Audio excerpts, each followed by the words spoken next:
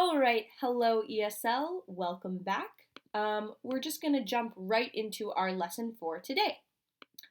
Okay, so we have been learning about the different ways to write a formal email, and today we're going to be practicing our email writing. So you are going to have a chance to try writing a formal email. Okay, so just a very quick review. We have talked about email structure, so or the anatomy, how the email should look, and email etiquette, which is how to sort of be polite over email. So for our structure, every email, of course, needs a to, which is who your email is being sent to, a CC if necessary, if you need one. This is including somebody and giving them a copy of the email. A subject line, this is like the title of your email. A greeting, just like in life, we say hello to people when we speak to them. Same idea over email, we say hello. Introduction, explaining what your email is about. Body, which is all of the information that your email needs. A polite ending to show that your email is over. And a signature line so that people know who you are when you send an email. We also talked about email etiquette. So these are the rules how to be polite over email. So keeping your email professional, right? The way that you speak with your teacher or with your boss should be different from how you speak with your friends. So keeping your email professional. Using a professional email address. So the email address that you use for school should be formal, should be serious.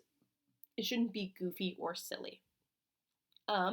Rereading your email for any spelling mistakes. You always want to look over your work to make sure that it is appropriate for work or for school.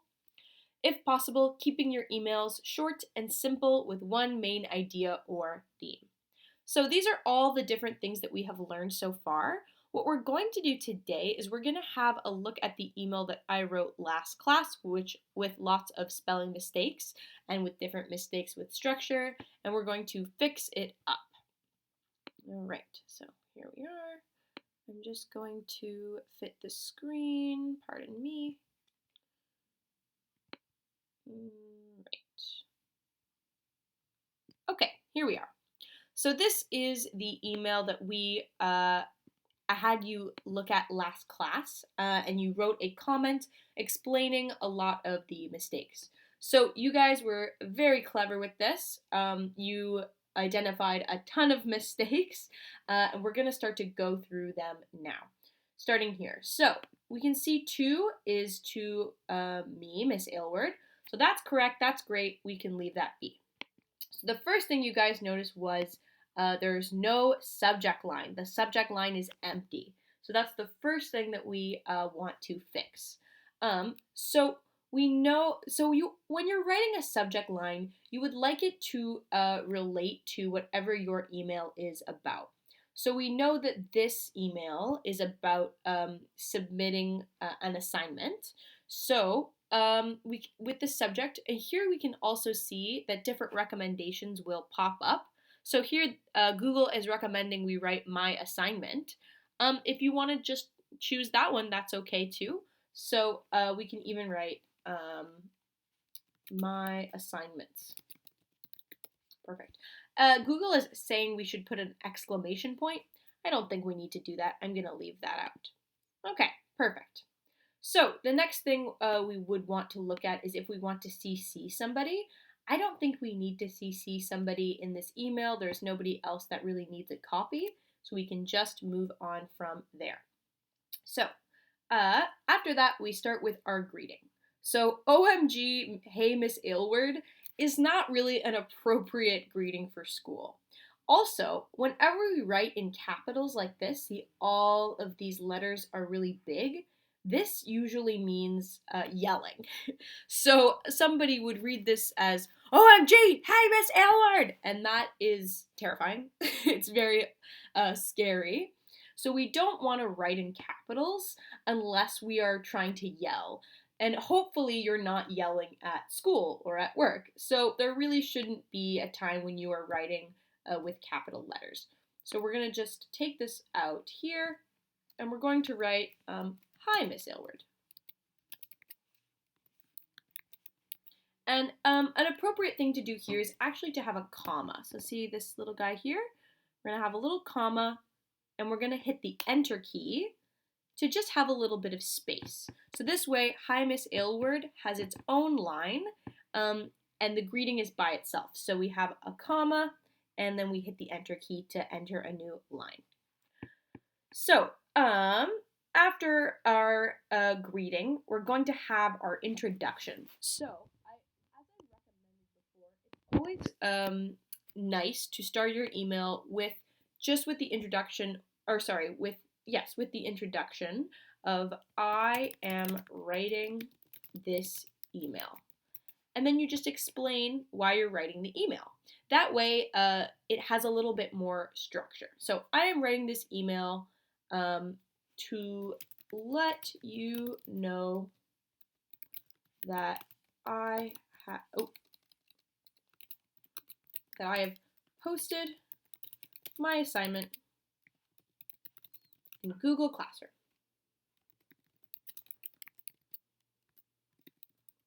So, written before is I posted my assignment in Google Classroom. Sorry, I did my assignment so late.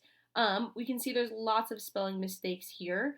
The idea is okay.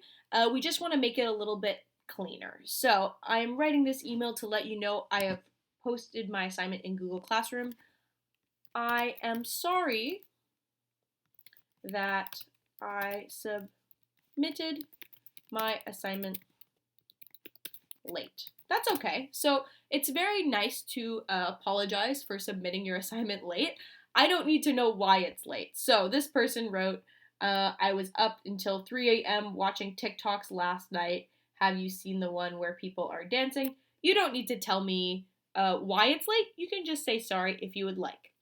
So this goes back to the idea of not wanting our emails to be too long, right? We want our emails to be simple. So writing about why you think TikToks are funny and why it was late, we don't need to know that. It's okay because it'll just go on for so long. So we can take all of this out. There we go. It made me laugh so hard, ha ha ha. This is the problem with keeping your emails professional. So this is obviously not very professional. We can take that out as well. All right, moving along. So we have our introduction, and then we have our body, right? So I am letting you know I am sorry that I've submitted my assignment late. I have posted my assignment in Google Classroom. You've said what you need to say. And after that, we're going to continue on. So this student says, if you want, you can email me to tell me my grade. So that's an important part of the email that we want to include. Maybe we can phrase it in a more polite way. So taking out this repeated idea here, maybe you can write, please email me my grade when you can. There we go. So that's nice and simple. It's polite, easy. We can also see that this person included an email that isn't very professional. So if this person wants to have this email, pro gamer, cool guy, awesome, that's fine with his friends or with their friends. But with school, it's not really a good place for it. So we can take this out. And we want to make sure that the email we're using is appropriate for school. Okay. So this includes everything in the body of our email. We have our introduction. I'm writing this email to let you know that I have posted my assignment in Google Classroom. We have our body. I'm sorry it's late. Please email me my grade when you can. So you have said everything you need to say. Now we're going to have our polite ending. So in order to do that, we're going to hit the Enter key again. Boop. That way, you have a new line for your polite ending. So you can say regards. You can say thank you. Google was just recommending respectfully. All of these are good. I'm going to stick with thank you. It's nice and easy. Then you're going to hit a comma again. So you see this little guy here. This again just shows that you're finished with your polite ending. So just a little comma there, and then you're going to hit the enter key again. Boop, because your name is going to have its own line. And that way it's just formatted a little nicer. So thank you. Let's say this person's name is Bob. So thank you, and Bob says thanks. So this is a very well formatted email. We can see we have our to line. We don't have a CC. We don't need one. We have a subject line. We have a nice greeting that's polite. We have an introduction. I am writing this email to let you know. We have a body, which explains what the email is about. We have our polite ending. We say thank you. In our signature line. We also see that this email is following email etiquette. So it's professional. There's no silly language or anything like this. It's using a formal email address. It's short and simple. It doesn't go on for pages and pages talking about TikToks. It just talks about the assignment. And it's been reread for spelling mistakes. So this would be perfect to send off.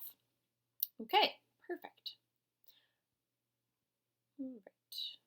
Go back here. Just give me a moment. I apologize. All right.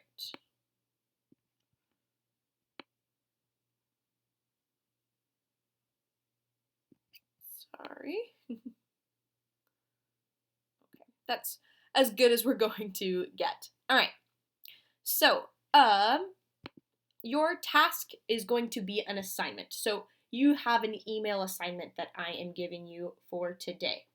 You are going to write me a formal email using all of the techniques that we have learned this week.